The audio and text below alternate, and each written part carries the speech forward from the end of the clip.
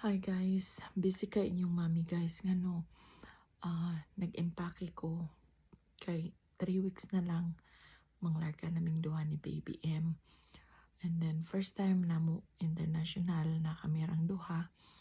So medyo kabahan si mami pero daghan kay kong listahan kung unsay dadon pero ang akong dadon ani no kay para dili gani daghan kaayo og pitpiton kay usa ra ka luggage akong dadon.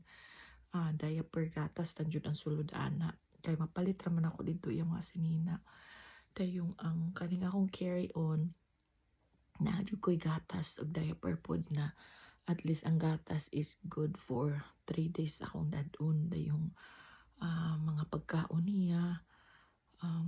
Nagpalit ko og kuan guys kaning bottle warmer na ako'y bottle warmer pero dili ni siya katong mangguning butangan ni mog tubig para niya.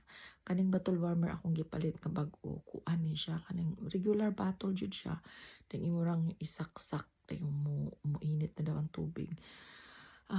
Dayong kinsa na mga experience na day dinha og travel na naay baby under 1 year old, comment lang mo.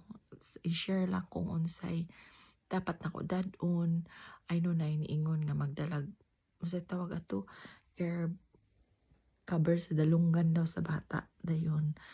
Magdagdag ako og chupon, dili naman magchupon si Baby Michael pero magdala gyapon ko chupon kay para daw na inog mulupad umulanding daw pachuponon or pakaon or padidion. So ambot lang ka makaya ba ka ni baby pero guys abangan ninyo ang among mga travel duwa kay ngano akong ipos. So ugma moabot tong akong gipang order nga uban ipakita na ko ninyo. See guys, salamat kaayo. Good night guys.